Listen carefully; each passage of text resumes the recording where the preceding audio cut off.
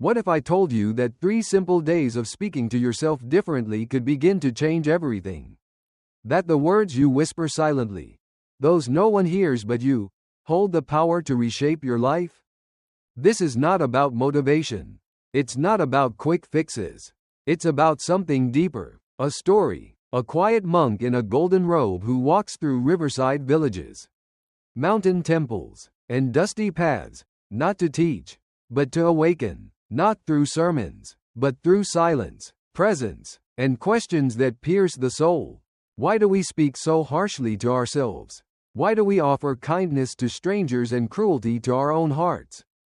In the next few moments, you will enter a journey of conflict, healing, and revelation. You will see how a musician lost her inner rhythm, how a fisherman learned to forgive his body, and how a single sentence, spoken at the right time, can echo for a lifetime. Stay, listen closely, because by the end of this story, a new voice may rise within you, one that's been waiting, one that already knows the way home. Are you ready? Let's begin. Part 1. The whisper that begins it all. It began not with thunder, but with silence. Just before the villagers stirred slowly, fires were rekindled, tea leaves unfurled in steaming kettles. But at the edge of this quiet world, alone and unnoticed, a young woman named Aiko sat at the bank of the Katsura River. Her eyes glassy with a weariness that no sleep could touch. Her clothes were simple, her hands fidgeting with the hem of her sleeve. Around her, nature whispered the calm of morning. But inside her, a storm raged. Aiko had lived in the village her whole life. But there had been a loss, a tragedy. No one spoke of it anymore, but it lingered in every sideways glance, every hushed voice, every empty seat at family gatherings. And though the village had moved on, Aiko had not. She had built a prison of guilt, regret, and shame so intricately designed that no one could see its bars but her. She hadn't come to the river looking for answers. She came here every morning because the silence But that morning, something different awaited her. Across the water, just beyond a cluster of moss-covered stones, sat a man robed in gold. His posture was upright, effortless. A string of wooden prayer beads hung from his hand like a cascade of stillness.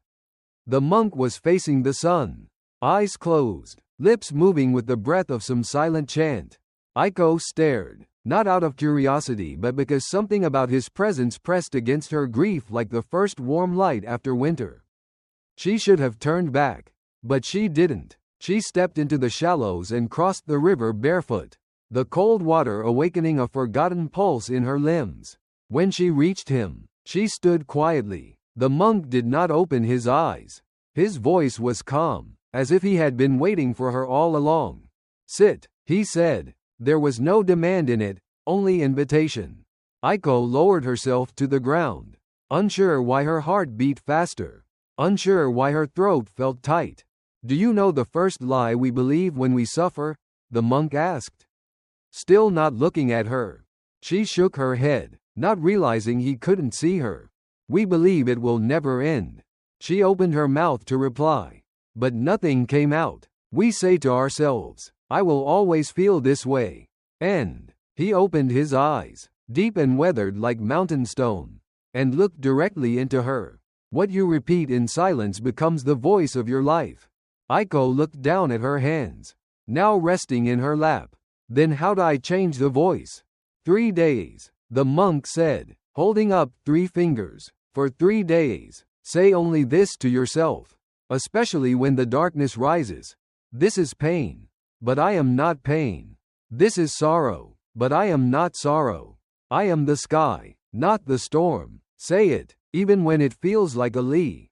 She didn't speak, but she nodded. Kaito, the monk, as she would later learn, reached into the fold of his robe and handed her a single river stone.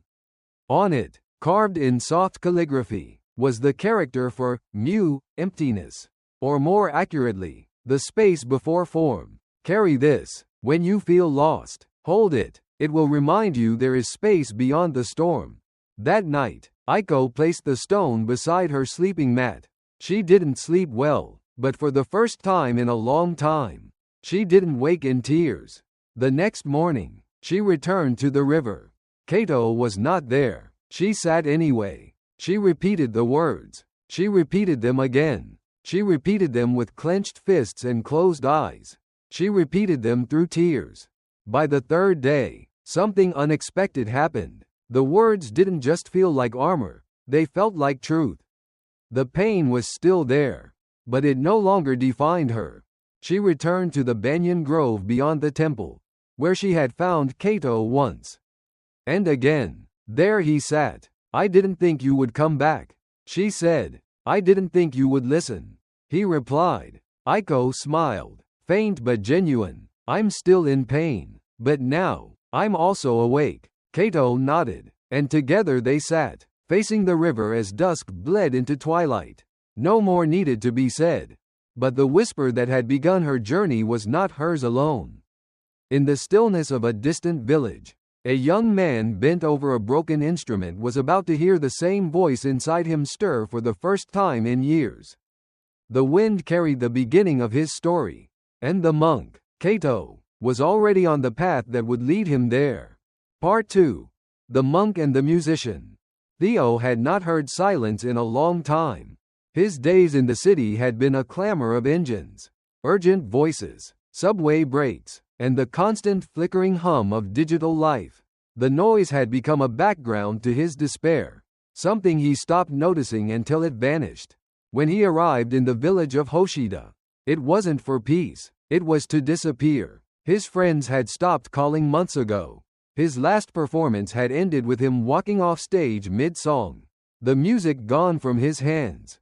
His breath, his soul. He had tried to explain it, first to his manager, then to his bandmates, and finally to himself, but none of the explanations felt real. How could he articulate the experience of something beautiful simply leaving? Music had once flowed through him as effortlessly as wind through trees. Now, every note he played felt like a lie. So he packed a small bag, left a note, and caught a train into the mountains. The village where he settled was barely marked on maps. It had no cell reception, no internet, no expectations. It welcomed him with silence, not cold, not warm, but simply present. That, in itself, was a relief. For the first few days, Theo walked. He wandered dirt roads between rice paddies, rested under the eaves of old temples, and watched the mist curl up through cedar groves in the early morning. He didn't bring his guitar. He didn't bring any books. He didn't even bring himself. Not really, just the shell of him. And then, one morning, he heard it. Not music, not a melody, but the voice of someone speaking without words. He had come to the edge of a bamboo forest, following a small trail that wrapped around a hillside. There, beside a still pool beneath the shade of leaning willows, sat a monk in golden robes. Kaito. The man's presence was like a bell that rang without sound, something Theo could feel deep in his chest. He didn't speak, he didn't invite, he simply sat, as steady as the stones that lined the water's edge. Theo sat too. They didn't speak that day, or the next, but on the third day, Kaito finally turned to him and said, "When was the last time you listened to a sound without needing it to mean anything?" Theo blinked, unsure if the question was rhetorical. I don't know," he said truthfully. Kaito nodded. "Then we begin there." They began not with songs or prayers, but with silence. Each morning, they would sit in the forest at the same pool. Birds would call, wind would rustle, insects would hum their quiet rhythm. At first, Theo tried to capture them in his mind, to organize them into patterns, beats, structures, but slowly, he stopped thinking. He simply heard. And then one evening, as the sun draped the trees in molten gold, Kaito handed Theo a single branch from a maple tree, its crimson leaves fluttering. "Do you see this leaf?" Kaito asked. "Yes. Is it part of the tree?" Theo hesitated. "Yes, and no. It's both." Kaito smiled. "So are you with your music?" That night, Theo returned to his small rented room and opened the case that had lain beneath his bed since his arrival. His guitar was still there. A bit dusty but whole. He didn't play it. He just held it. It felt like returning to something he had thought lost in a dream. The next morning, Kaito was waiting by the river. "You are afraid to fail," the monk said, not as accusation, but as truth. Theo nodded. "What if I pick it up and it's still gone? Then you keep listening, and when you stop listening for music, it might return as sound. And then, one day, as breath." And that was how the practice began. Theo would walk each morning to the edge of the forest, find the same old tree stump by the riverbank, and sit. He would strum, not songs, not scales, not rehearsals, just tones, vibration, sound. Some days, it was hollow. Other days, something stirred. He noticed the sound of the wind again, the deep rumble of a distant thundercloud, the trickle of a stream against worn stones. And in those sounds, he noticed something else, his breath sinking, his chest loosening, his fingers softening. The monk never told him what to play. But one morning, without thinking, Theo closed his eyes and began to sing. It wasn't a song he had written. It wasn't a song he had learned. It was simply a string of tones that rose and fell like a lullaby spoken by the river. When he opened his eyes, Kaito was smiling. "The music didn't leave you," he said. "You left yourself." In the days that followed, Theo found himself humming without fear, tapping rhythms into the earth with his heel, and playing small melodies for the children in the village who followed him with bright eyes and open hearts. He no longer thought of stages, or reviews, or critics. He thought of breath. He thought of wind. He thought of moments. And each time he played, he said to himself, "This is sound, but I am not sound. This is silence, but I am not silence. I am the sky, not the storm." It had begun with a whisper, 3 days, one mantra, and the presence of a monk who asked for nothing and gave everything. But as the last leaf of autumn drifted to the earth, another soul far beyond the mountain path awoke in the stillness of her own sorrow, unaware that the monk's journey would soon lead him to her door. Part 3. You don't need permission to shine. The storm came at midnight. Winds howled like ghosts across the ancient tiles of the monastery roof. Trees bent under the weight of rain. Lightning flickered like a restless heartbeat across the sky. But within the stone walls of the prayer hall, there was only stillness. A single candle burned on the altar, casting a gentle glow across the worn face of the monk, who sat in silence, his hands gently wrapped around his prayer beads. Ethan sat across from him, wrapped in a wool blanket, staring at the flickering flame. His face was tight with emotion, his eyes tired from a restless day. He had come to the temple seeking peace, but instead, he found something more disorienting, himself. "I feel like I've been hiding my whole life," Ethan whispered, his voice barely audible above the rain. "Afraid to be too much. Afraid to be too bright. Afraid that if I shine, someone will try to put me out." The monk nodded slowly. "And so you dimmed yourself?" Ethan looked away. "I became what they needed me to be, not what I truly was. I lowered my voice. I held back my opinions. I buried my talents. I told myself it was humility, but now it feels like fear." The monk turned his gaze to the candle. Its flame, though small, danced confidently against the darkness. "Do you think the candle asks the night for permission to burn?" Ethan shook his head. "No," the monk continued. "It simply burns, because that is its nature." Silence hung between them. Then, the monk spoke again, slower this time. "There is a sacred truth many people never hear in their lifetime. You don't need permission to be who you are. You never did. You don't need the world to approve your light before you shine." The wind howled louder. Ethan listened. "In this world," the monk continued, "we are taught from a young age that being small is safe. That not drawing attention protects us from judgment. That we must wait until someone else tells us we are ready, or worthy, or good enough. And so we become skilled at waiting, for a promotion, for validation, for applause, for some mythical sign that says, Now you may live as yourself. But it never comes, Ethan murmured. No, the monk said. It does not, because the world will never hand you the key to your own freedom. It will offer you chains disguised as praise, and cages built from approval. He leaned closer now, his voice softer but stronger. You are not here to decorate someone else's expectations. You are here to blaze like the morning sun. A sudden crack of thunder echoed through the hall, as if the sky itself was affirming the monk's words. Ethan exhaled, a deep, aching breath. He had been waiting for permission his whole life, from teachers, from family, from bosses, from strangers, even from people who never asked for that role. But now, sitting in this quiet storm with an old monk and a burning candle, he realized something revolutionary. The permission he had been waiting for was already within him. The monk stood slowly and motioned for Ethan to follow. They stepped out into the storm, robes soaked instantly, but neither of them flinched. The rain was cold but cleansing, the wind loud, but honest. They walked silently to the cliffside at the edge of the monastery grounds.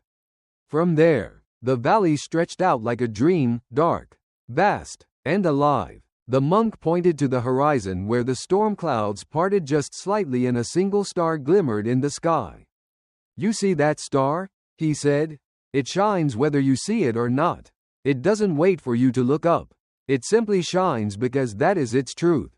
Ethan stood in awe, the rain washing away something heavy inside him.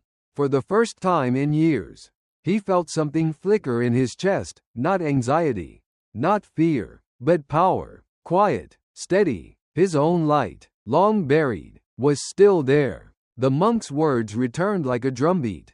You don't need permission to shine. Too many of us shrink to fit into rooms never built for our souls. We water ourselves down so we won't offend. We hide our brilliance under layers of apology. But that is not humility. That is self-erasure. True humility is knowing your light and sharing it without arrogance or fear. The monk had lived this lesson himself. Long ago, in his own youth, he had studied under a master who spoke rarely but saw deeply. One day, as a novice, he had been afraid to share his ideas during a temple meeting. Afterward, the master pulled him aside and said only one sentence. To withhold your truth is not a kindness. It is a cowardice. Those words pierced the monk like an arrow. And over the years, he learned that the world does not need more silent saints. It needs awakened souls, courageous, flawed, glowing from the inside out. Souls who stop waiting to be chosen and begin choosing themselves. He shared this story with Ethan days later. As they walked through the village market, Ethan listened carefully, his eyes brighter now, his steps lighter. Don't confuse acceptance with alignment. The monk told him, just because others approve of your life doesn't mean it's the life meant for you. And just because others don't understand your path doesn't mean it isn't sacred. He gestured to a small bamboo flute at one of the stalls. You see that? He said. That flute does not try to be a drum. It sings its own note, and only in doing so can it contribute to the symphony of life.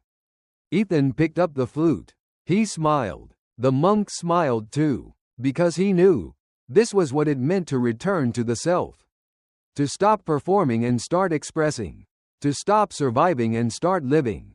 And so Ethan began. He spoke up in places where he used to stay silent. He let his laughter echo when something delighted him. He pursued an old passion, painting, and hung his work in the village square.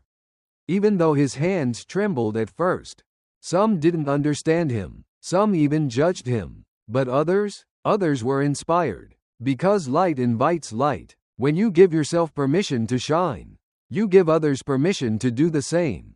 It creates a chain of courage. And the world needs more courage. More people choosing their own light over borrowed shadows. One evening, Ethan returned to the cliff where he had once stood in the storm. The sky was clear this time. Stars scattered like diamonds. He brought a lantern with him, but didn't light it. He sat in the dark. And still, he shone. Because he had learned that his light wasn't something outside of him. It was within. Always had been. As he sat there, the monk's words returned to him once more. You don't need permission to shine. You never did. You only needed to remember. And maybe, so do you. You who has been waiting for the world to approve of your dreams. You who hides your gifts so as not to outshine others. You who has mistaken playing small for playing safe. Part 4. The 3 sacred moments of the day. By the time Kaito arrived in the coastal village of Sugumi, the tides were already shifting. The waves came in gently that morning, brushing the shore as if afraid to wake what slept beneath the sand. The villagers were kind but quiet.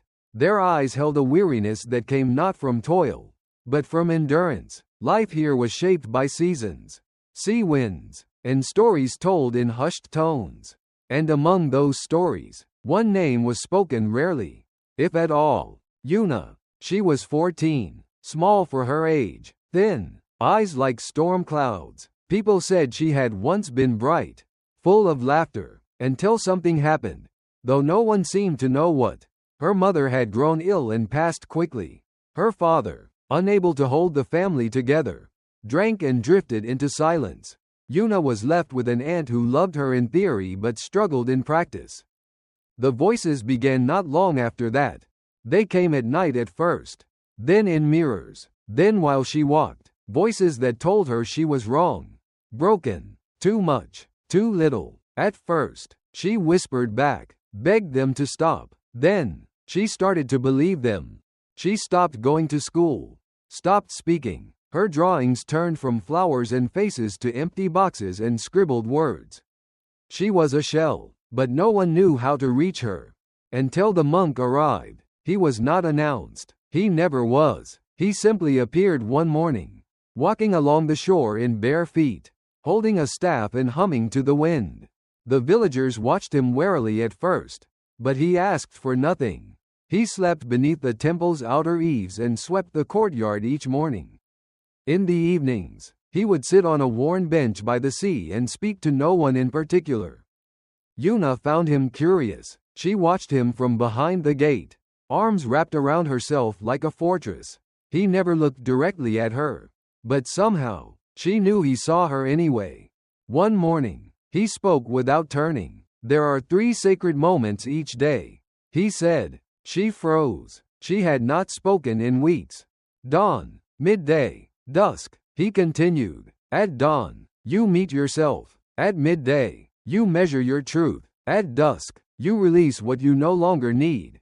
Yuna said nothing, but the next day, she returned. This time, he was sitting in meditation as the first light touched the horizon. Dawn, he whispered as if greeting an old friend. She sat on the stone steps, not beside him, but near enough to hear. He opened his eyes. What are you carrying? He asked gently. She shook her head. No answer. That's all right, he said. Sometimes the burden has no name, only weight. For the first time in months, she looked at someone without flinching. Over the next few days, she returned to the bench. At first, they sat in silence. Then she began to draw again, small sketches on temple offering paper. A wave, a tree, a candle. She left them where he sat. He never said a word, only tucked them carefully into his robe. At midday, Kaito would invite her to walk. They would say little, but he would point out small things. A spider spinning a web. The way a pebble clicked against the shore. The sun's heat on a blossom's petals. Slowly, she began to feel her senses again. The voices didn't disappear, but they grew quieter, like echoes instead of commands. Midday, he would say, is when the sun stands still, and so must we. Dusk came with salt winds and golden light. Each evening, they would light a lantern together and release it into the sea.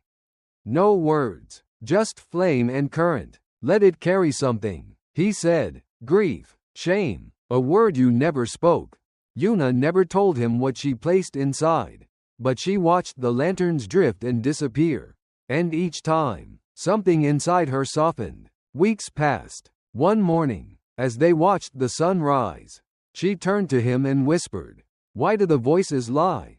He looked at her for a long moment. Because they are born from wounds. not truth. She swallowed hard. How'd I stop them?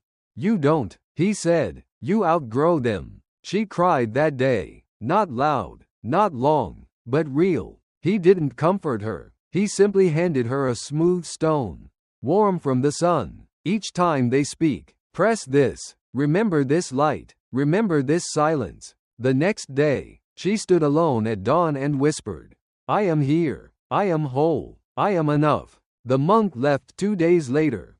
No goodbyes. Only a note tucked inside her last drawing. Your story will carry you. Dawn, midday, dusk. Let these moments be your compass. As he walked inland through the forest path, the trees seemed to part for him. He moved toward the mountains now, where a temple bell waited to ring again after decades of silence. But what waited at that temple was not just peace. It was a test. Part 5. When the mind fights the heart. The trail to the mountain temple curled like incense smoke, winding upward through mist-laced pines and steep stone steps worn smooth by centuries of bare feet. The mountain whispered with the hush of snowmelt streams and bird calls echoing from unseen branches. Into this silence walked Kaito, robes fluttering gently in the breeze. Prayer beads swinging with each step like a heartbeat marking the rhythm of the forest. He carried no map, no companion, no destination beyond the present moment. The temple revealed itself not suddenly, but gradually, as if the mountain chose when to unveil it. Its dark wooden beams were etched with age, its gate half sunken into ivy and moss. A single bronze bell, cracked but dignified, hung motionless under the weight of quiet years. Kaito stood at the entrance, his eyes lifting to the canopy above. A shaft of golden morning light pierced through the trees, resting on his shoulder as if in greeting. He entered with the reverence of one stepping into a memory. Ayumi had lived at this temple since she was 16. Now in her 30s, she moved through its courtyards with P. He did not speak at first. He simply joined her in the garden, kneeling beneath a red maple whose leaves rustled like whispered prayers. With sleeves rolled gently to his elbows, he began to rake the gravel, not with exactness, but with grace. The patterns he drew were not symmetrical. They fell. Ayumi watched. Her hands tightened on the shears she used for bonsai trimming. You're disturbing the lines, she finally said, not harshly, but firmly. Kaito looked up, his gaze steady and soft. Perhaps they were never meant to be permanent. A silence settled. The wind shifted. Later, they sat by the lotus pond, where dragonflies skimmed the surface like fleeting thoughts. Ayumi offered tea, her movements a choreography of tradition. As they sipped, Kaito looked at the reflection of the clouds in the water. Sometimes, he said, the mind builds temples the heart cannot enter. Ayumi didn't answer, but her posture stiffened. Her whole life had been a pursuit of discipline.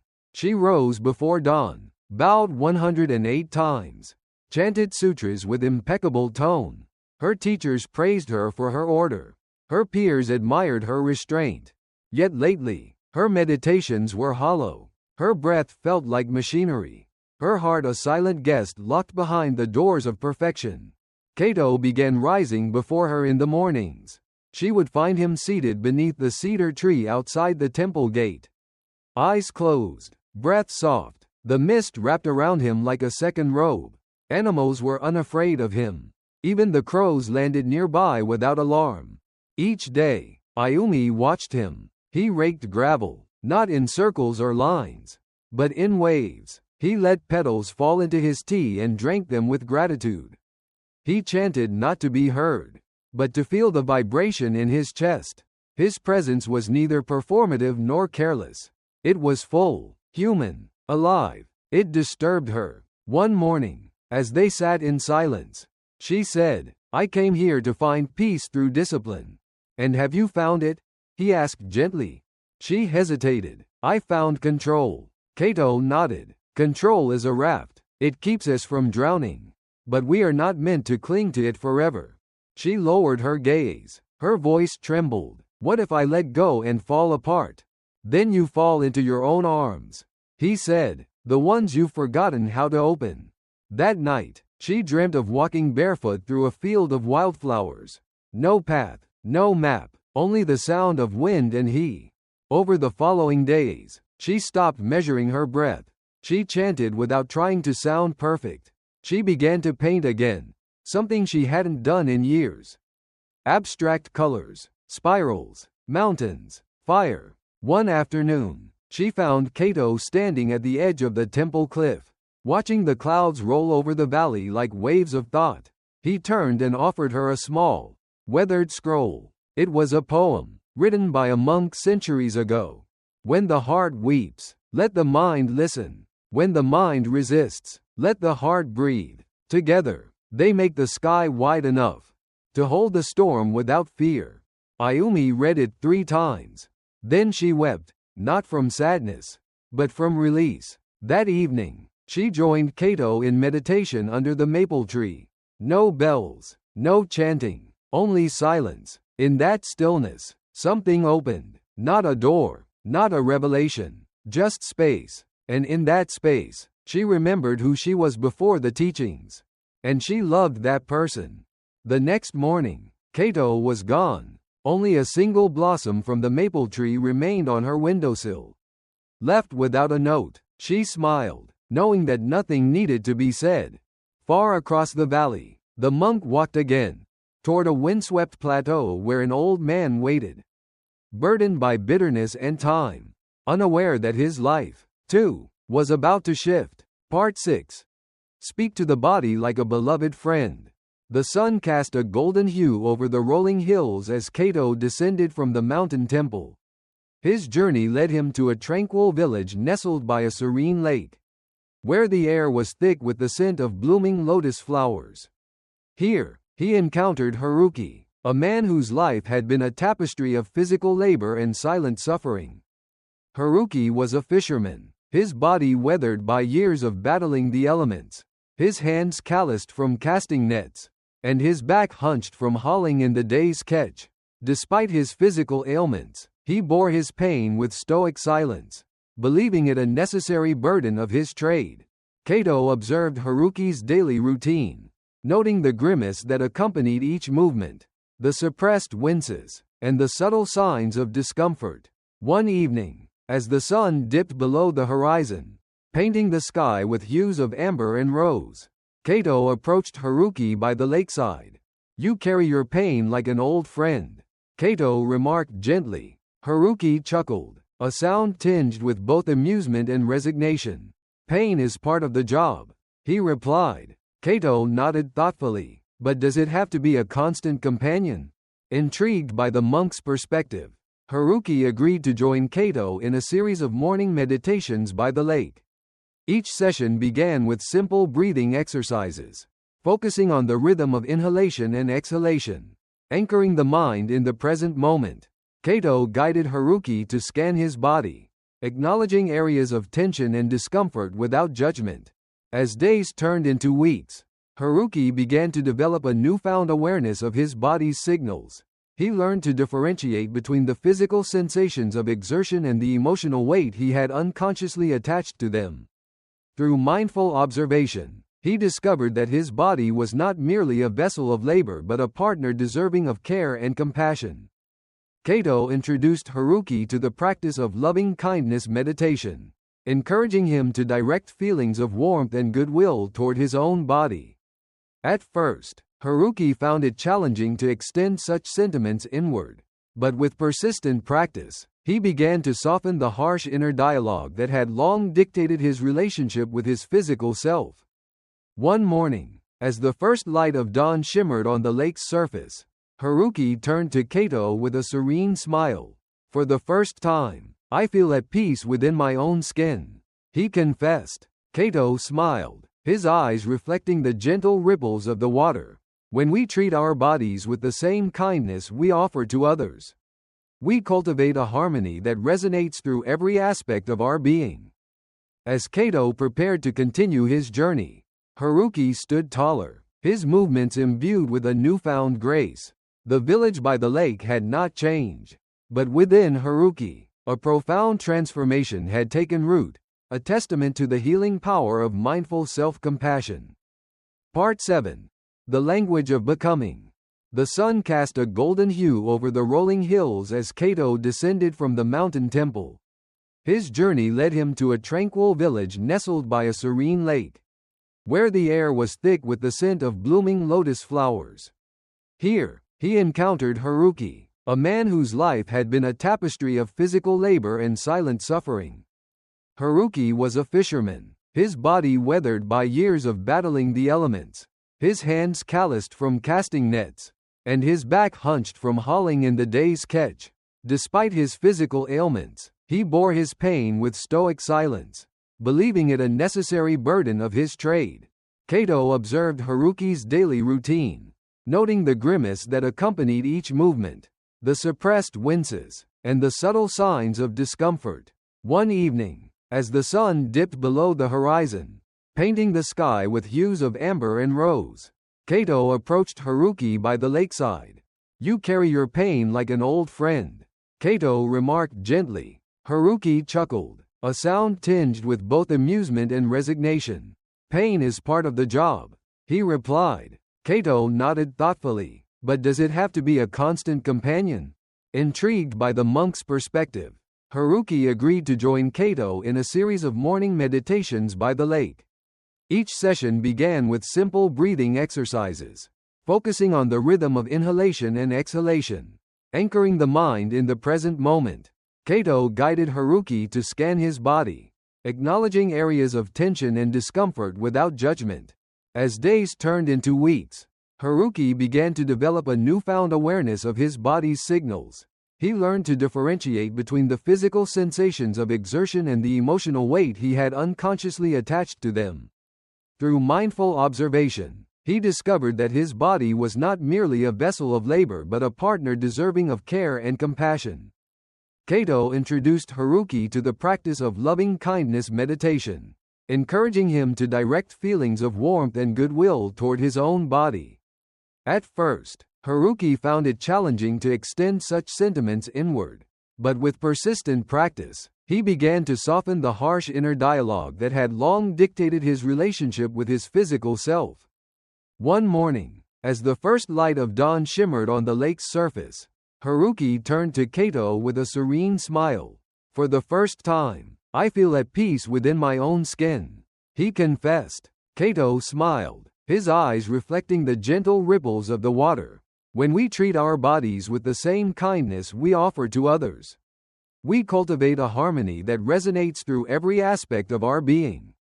As Kaito prepared to continue his journey, Haruki stood taller, his movements imbued with a newfound grace.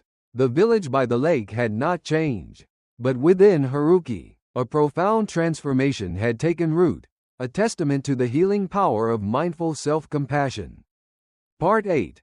The Monk and the Mirror. The sun cast a golden hue over the rolling hills as Kaito descended from the mountain temple. His journey led him to a tranquil village nestled by a serene lake, where the air was thick with the scent of blooming lotus flowers. Here, he encountered Haruki, a man whose life had been a tapestry of physical labor and silent suffering. Haruki was a fisherman, his body weathered by years of battling the elements, his hands calloused from casting nets, and his back hunched from hauling in the day's catch. Despite his physical ailments, he bore his pain with stoic silence, believing it a necessary burden of his trade. Kaito observed Haruki's daily routine, noting the grimace that accompanied each movement, the suppressed winces, and the subtle signs of discomfort. One evening, as the sun dipped below the horizon, painting the sky with hues of amber and rose, Kaito approached Haruki by the lakeside. "You carry your pain like an old friend," Kaito remarked gently. Haruki chuckled, a sound tinged with both amusement and resignation. "Pain is part of the job," he replied. Kaito nodded thoughtfully. "But does it have to be a constant companion?" Intrigued by the monk's perspective, Haruki agreed to join Kaito in a series of morning meditations by the lake. Each session began with simple breathing exercises, focusing on the rhythm of inhalation and exhalation, anchoring the mind in the present moment. Kaito guided Haruki to scan his body, acknowledging areas of tension and discomfort without judgment. As days turned into weeks, Haruki began to develop a newfound awareness of his body's signals. He learned to differentiate between the physical sensations of exertion and the emotional weight he had unconsciously attached to them. Through mindful observation, he discovered that his body was not merely a vessel of labor but a partner deserving of care and compassion. Kaito introduced Haruki to the practice of loving-kindness meditation, encouraging him to direct feelings of warmth and goodwill toward his own body. At first, Haruki found it challenging to extend such sentiments inward, but with persistent practice, he began to soften the harsh inner dialogue that had long dictated his relationship with his physical self. One morning, as the first light of dawn shimmered on the lake's surface, Haruki turned to Kaito with a serene smile. "For the first time, I feel at peace within my own skin," he confessed. Kaito smiled, his eyes reflecting the gentle ripples of the water. "When we treat our bodies with the same kindness we offer to others, we cultivate a harmony that resonates through every aspect of our being." As Kaito prepared to continue his journey, Haruki stood taller, his movements imbued with a newfound grace. The village by the lake had not changed, but within Haruki, a profound transformation had taken root, a testament to the healing power of mindful self-compassion. Part 9. A new self is listening. The sun cast a golden hue over the rolling hills as Kaito descended from the mountain temple. His journey led him to a tranquil village nestled by a serene lake, where the air was thick with the scent of blooming lotus flowers. Here, he encountered Haruki, a man whose life had been a tapestry of physical labor and silent suffering. Haruki was a fisherman, his body weathered by years of battling the elements, his hands calloused from casting nets, and his back hunched from hauling in the day's catch. Despite his physical ailments, he bore his pain with stoic silence, believing it a necessary burden of his trade. Kaito observed Haruki's daily routine, noting the grimace that accompanied each movement, the suppressed winces, and the subtle signs of discomfort. One evening, as the sun dipped below the horizon, painting the sky with hues of amber and rose, Kaito approached Haruki by the lakeside. "You carry your pain like an old friend," Kaito remarked gently. Haruki chuckled, a sound tinged with both amusement and resignation. "Pain is part of the job," he replied. Kaito nodded thoughtfully. "But does it have to be a constant companion?" Intrigued by the monk's perspective, Haruki agreed to join Kaito in a series of morning meditations by the lake.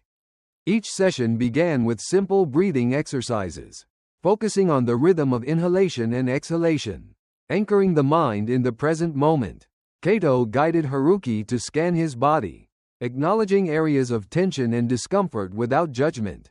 As days turned into weeks, Haruki began to develop a newfound awareness of his body's signals. He learned to differentiate between the physical sensations of exertion and the emotional weight he had unconsciously attached to them. Through mindful observation, he discovered that his body was not merely a vessel of labor but a partner deserving of care and compassion. Kaito introduced Haruki to the practice of loving-kindness meditation, encouraging him to direct feelings of warmth and goodwill toward his own body. At first, Haruki found it challenging to extend such sentiments inward, but with persistent practice, he began to soften the harsh inner dialogue that had long dictated his relationship with his physical self. One morning, as the first light of dawn shimmered on the lake's surface, Haruki turned to Kaito with a serene smile. "For the first time, I feel at peace within my own skin," he confessed. Kaito smiled, his eyes reflecting the gentle ripples of the water. "When we treat our bodies with the same kindness we offer to others, we cultivate a harmony that resonates through every aspect of our being." As Kaito prepared to continue his journey, Haruki stood taller, his movements imbued with a newfound grace. The village by the lake had not changed, but within Haruki, a profound transformation had taken root, a testament to the healing power of mindful self-compassion. 10. Reflection and life lesson. Throughout this journey, we followed Kaito, the gentle monk in the golden robe. As he wandered through mountain paths, riversides, quiet temples, and simple villages, without seeking fame or recognition, he became a mirror for every soul he met. Ayumi, the disciplined but emotionally distant devotee. Haruki, the weary fisherman who had forgotten the tenderness his body deserved. And many others quietly yearning for peace but trapped within their own minds. Through each interaction, Kaito never imposed. He simply listened, offered insight, and held space for change. And slowly, like the sunrise over a misty valley, transformation occurred, not through force, but through deep presence, patience, and unconditional compassion. Kaito's story is not only about helping others, but about the quiet revolution of listening, deeply, without judgment, not just to others, but to ourselves. His path reminds us that healing begins when we stop resisting the truth within us. When we allow our minds and hearts to meet. When we treat our bodies with the same gentleness we'd offer a beloved friend. We invite something sacred into our lives. Life lesson. Inner peace isn't something we achieve by becoming someone else. It comes when we remember who we've always been beneath the noise. To apply this today, try sitting in silence for just 5 minutes and listen, not to your phone or your thoughts, but to your breath. Let it speak. That's where becoming begins. What about you? What part of Kaito's journey touched you most? Share your thoughts in the comments. We'd love to hear your perspective. If you found this meaningful, don't forget to subscribe. Your support gives us the strength to continue sharing these stories.